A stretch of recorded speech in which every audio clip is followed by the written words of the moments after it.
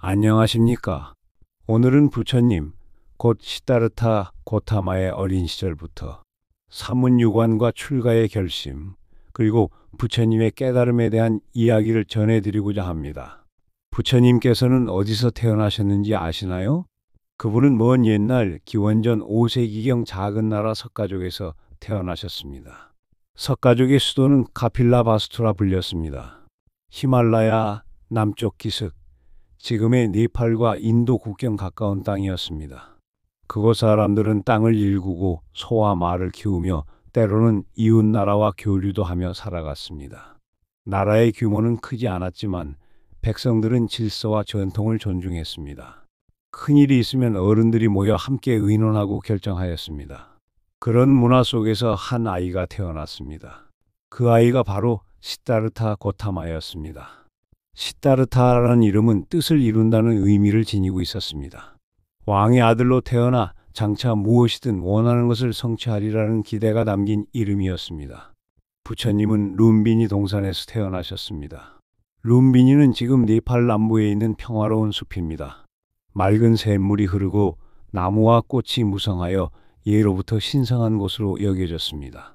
태어나는 순간 어머니 마야 부인은 나무가지를 잡으셨고 그 품에서 아기가 세상에 나왔습니다. 전해지기를 그때 땅은 꽃으로 덮였고 새들은 노래를 멈추었다고 합니다. 아이가 태어난 날 한 노스승이 찾아왔습니다. 그는 아기의 얼굴을 오래 바라보더니 말했습니다. 이 아이는 장차 크게 다스리는 왕이 되거나 크게 깨닫는 성자가 될 것입니다. 아버지 정반왕은 나라를 다스릴 후계자가 되기를 바랐습니다. 그래서 세상의 괴로운 모습은 감추고자 했습니다. 늙음과 병듦과 죽음 같은 현실은 보이지 않도록 막았습니다. 어린 시절 시다르타는 자주 궁궐 밖으로 나가지 못했습니다. 그러나 어느 날 들판에서 축제가 열렸습니다. 새벽 안개가 걷히고 사람들이 모여 소가 쟁기를 끄는 의식을 행했습니다. 그날 흙은 새로 갈아엎어지고 그 사이로 작은 벌레들이 몸을 뒤틀며 움직였습니다. 까마귀 한 마리가 내려와 그 벌레를 쪼아 삼켰습니다. 이 모습을 본 시다르타는 발걸음을 멈추었습니다. 흙냄새가 코끝을 스쳤고 작은 생명들의 몸부림이 눈에 들어왔습니다. 까마귀의 날갯짓, 땅을 가르는 소의 발자국 소리, 들판의 숨결이 한 장면처럼 얽혔습니다. 그는 그 자리에서 조용히 앉아 자신의 숨결을 바라보았습니다. 들고 나는 숨이 마음을 고요히 적셨습니다. 살아있는 것들의 아픔이 가슴으로 스며들었습니다. 그리고 그 순간 마음은 잔잔한 호수처럼 고요해졌습니다. 어린 소년이었지만 이미 깊은 깨달음의 씨앗이 자라나고 있었습니다. 또 다른 일이 있었습니다. 하늘을 가르며 날던 흰 백조 한 마리가 있었습니다. 갑자기 날카로운 화살이 날아와 백조의 날개를 꿰뚫었습니다. 백조는 비명을 지르며 땅으로 떨어졌습니다. 얼마 지나지 않아 활을 든 사천대 바다타가 달려왔습니다. 그는 외쳤습니다. 그 새는 내 것이다. 내가 활을 쏘아잡았다. 그러나 시다르타는 백조를 품에 안고 있었습니다. 떨리는 몸에서 피가 흘러내렸습니다. 그는 조심스럽게 깃털을 닫고 화살을 뽑아 상처를 감쌌습니다. 그리고 말했습니다. 상처를 돌보는 사람이 참된 주인입니다. 주변에 있던 어른들은 숨을 고르며 고개를 끄덕였습니다. 그 말은 단순한 논리가 아니었습니다. 생명의 무게를 똑바로 가리키는 울림이었습니다. 어린 왕자가 이미 모든 생명을 귀히 여기는 마음을 품고 있음을 사람들은 그때 알았습니다. 시간이 흘러 시다르타는 청년이 되었습니다. 그는 아름다운 야소다라와 인연을 맺었습니다. 두 사람 사이에서 아들 라훌라가 태어났습니다. 궁궐은 축제 같았습니다. 꽃이 흩날리고 음악이 울렸으며 날마다 봄날처럼 기쁨이 가득했습니다. 정반왕은 만족했습니다. 아들이 이제 왕위를 이어받을 준비가 되리라 믿었습니다. 하지만 시다르타의 마음은 달랐습니다. 밤이 찾아오면 고요 속에서 스스로 물었습니다. 이 행복은 과연 오래갈 수 있을까? 사람은 왜 태어나며 어떻게 살아야 하는 걸까? 무엇이 정말로 소중한 걸까? 화려한 궁궐 안에서도 그의 마음은 더 깊은 진리를 향해 열려 있었습니다.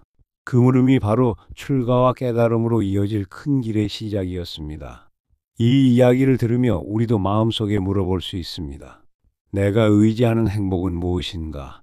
그 행복이 사라진다 해도 나는 여전히 평안할 수 있는가? 삶의 기쁨 속에서도 그 기쁨을 넘어서는 물음을 붙드는 것이 곧 부처님의 길입니다. 오늘 하루 잠시 멈추어 내 숨결을 바라보시길 권합니다. 숨이 들어오고 숨이 나가는 것을 지켜보는 것만으로도 마음은 고요해집니다. 그 고요함 속에서 살아있는 모든 것의 아픔과 기쁨이 함께 느껴질 수 있습니다. 그 작은 실천이 곧 부처님과 같은 길을 걷는 첫걸음입니다. 다음은 부처님께서 깨달음을 얻기 전 4가지 장면에 목격한 일, 사문유관에 대한 이야기입니다.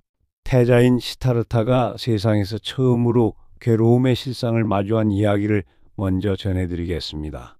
이 일은 훗날 부처님의 출가로 이어지는 깊은 계기가 되었습니다. 어느 맑은 날, 태자는 시종 차나와 함께 수레를 타고 성문을 나섰습니다. 궁궐을 벗어나자 바람의 냄새가 달라졌습니다. 성 안에서는 꽃과 향유의 냄새가 가득했지만 성문을 지나자 시장의 소리와 흙먼지, 사람들의 거친 숨결이 뒤섞여 있었습니다. 낯선 기운이 태자의 마음에 닿았습니다. 그날 태자는 4가지 장면을 차례로 만나게 되었습니다. 먼저 길모퉁이에서 한 노인을 보았습니다. 볕이 기울어 골목이 금빛으로 물들고 있었습니다. 한 노인이 지팡이에 온몸을 기대고 서 있었습니다. 등은 산등성이처럼 굽었고 손등은 마른 나뭇결 같았습니다. 그 발걸음은 한 걸음 또 한 걸음 겨우 땅을 더듬으며 나아갔습니다. 차나가 낮은 목소리로 말했습니다. 사람은 모두 늙습니다. 태자께서도 예외가 아닙니다. 그 순간 태자의 가슴이 울렸습니다.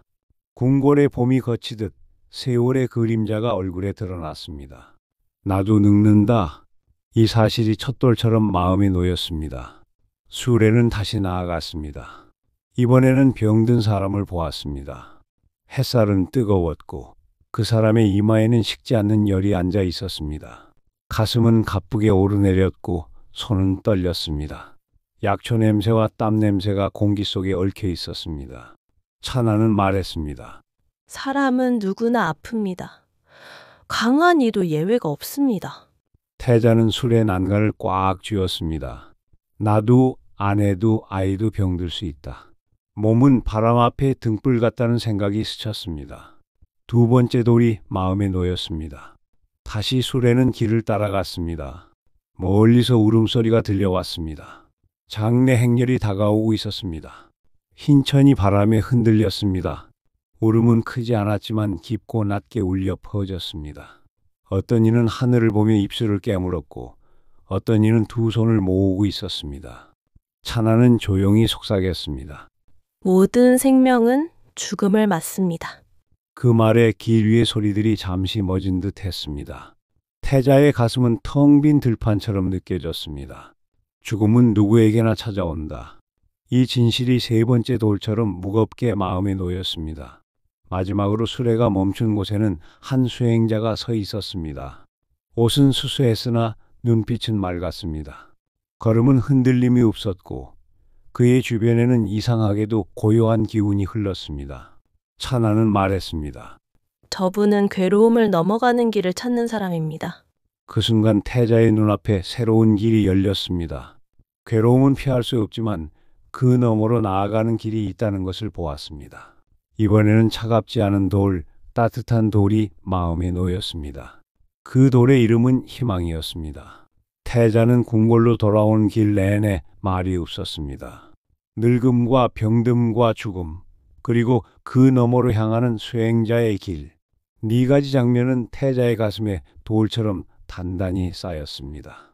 그 돌들은 훗날 출가의 발걸음을 이끄는 기초가 되었습니다. 오늘 이 이야기를 들으며 우리도 스스로 물을 수 있습니다. 나는 늙음을 어떻게 받아들이고 있는가?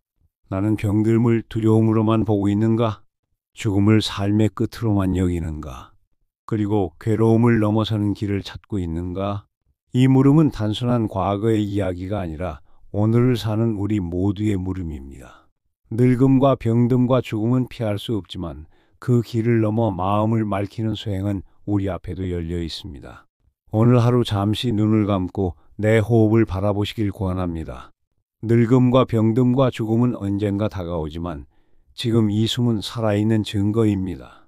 그 숨을 지켜보는 순간 우리 마음에도 작은 희망의 돌이 놓일 수 있습니다. 다음 이야기는 태자인 시타르타가 출가를 결심하던 그 밤의 이야기를 전해드리겠습니다. 낮 동안 본 4가지 장면은 밤마다 다시 떠올랐습니다. 늙음의 구분 등 병든 이의 거친 숨, 죽음을 맞은 고요한 행렬, 그리고 수행자의 맑은 눈빛. 그 장면들은 태자의 가슴에서 떠나지 않았습니다. 궁궐 안에서는 여전히 연회의 음악이 울렸습니다. 춤추는 그림자와 웃음소리가 뒤섞였습니다. 그러나 태자의 마음에는 북소리 같은 물음이 더욱 또렷해졌습니다. 그렇다면 나는 어떻게 살아야 하는가? 정말 괴로움을 끝낼 길이 있는가? 어느 깊은 밤 별빛이 차갑게 내리쬐었습니다. 궁궐은 고요했고 세상은 잠들어 있었습니다. 그때 태자는 곁에 있던 시종 차나를 불렀습니다. 차나는 충직한 종이었습니다. 궁을 떠나려는 태자의 뜻을 말없이 받아들였습니다. 말 칸타카의 고삐가 잡혔습니다. 칸타카는 태자가 늘 아끼던 말이었습니다. 그 말은 이 순간이 특별함을 아는 듯 코끝에서 뜨거운 김을 내쉬며 조용히 서 있었습니다. 성문은 서서히 열렸습니다. 무거운 나무 문짝이 끼익 소리를 내며 열리자 바람이 안으로 밀려들었습니다. 그 바람은 궁궐 안에 향기로운 냄새가 아니라 밖세상의 거친 흙냄새와 풀냄새를 데려왔습니다. 태자는 그 냄새 속에서 새로운 길을 예감했습니다. 화려한 궁궐에서의 삶을 등 뒤로 고난의 길로 뛰어들었습니다.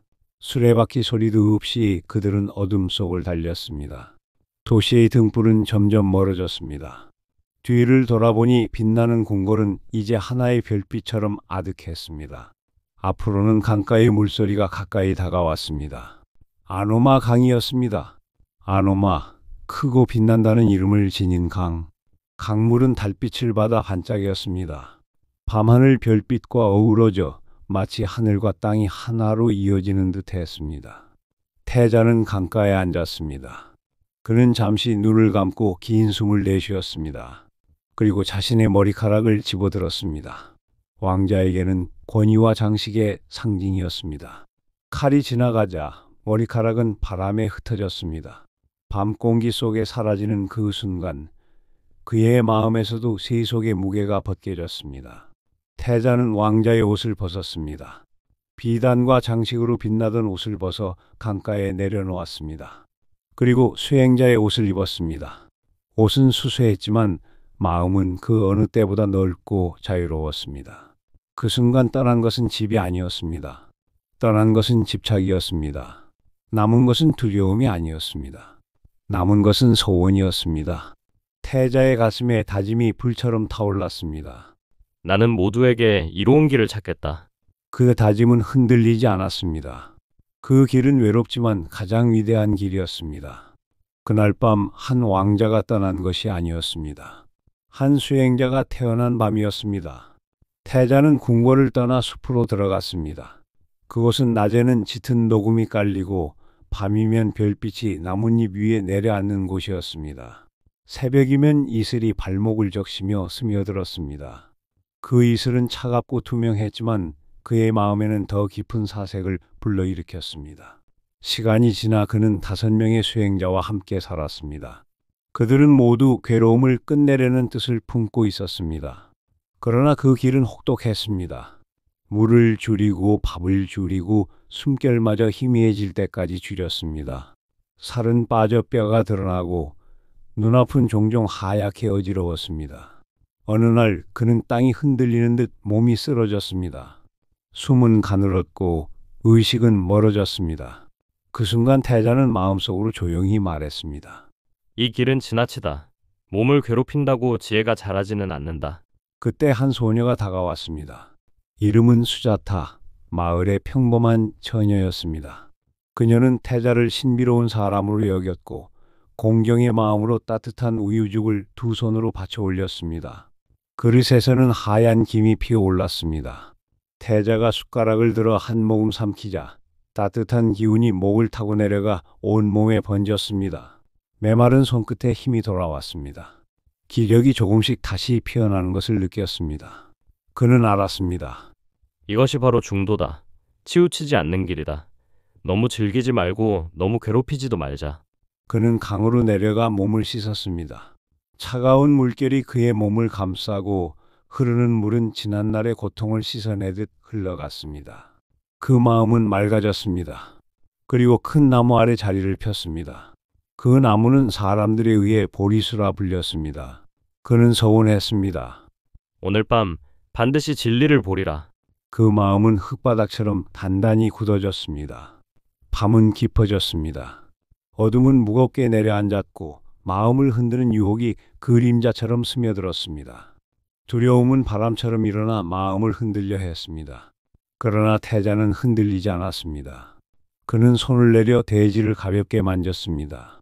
그 순간 대지가 증인이 되어 주었습니다. 대지는 말 없이 응답했고 그 응답은 그의 내면의 힘이 되었습니다. 바람은 잦아들고 마음은 호수처럼 고요해졌습니다. 새벽이 다가올 즈음 하늘의 마지막 어둠이 옅어졌습니다. 그 순간 태자는 세상을 바르게 보았습니다. 모든 것은 변한다. 그 진실은 분명했습니다. 그것을 무상이라 불렀습니다. 무상을 붙잡으면 괴로움이 생기고 놓으면 괴로움은 사라졌습니다. 그는 또렷하게 보았습니다. 괴로움의 네 가지 진실. 괴로움이 있다. 그 원인이 있다. 그 끝이 있다. 그리고 그 끝으로 가는 길이 있다. 그 길 또한 분명히 빛났습니다. 8갈래의 바른 길이었습니다. 바른 이해와 바른 생각, 바른 말과 바른 행동, 바른 삶과 바른 노력, 바른 마음 챙김, 바른 집중. 그 길을 따르면 괴로움은 끝난다는 것을 그는 보았습니다. 그가 눈을 들었습니다. 새벽별 하나가 동쪽 하늘의 반짝이었습니다. 그 별빛은 마치 세상 전체를 깨우는 신호 같았습니다. 그때 사람들은 그를 부처님이라 불렀습니다. 부처란 깨어난 분, 진리를 본 분이라는 뜻입니다.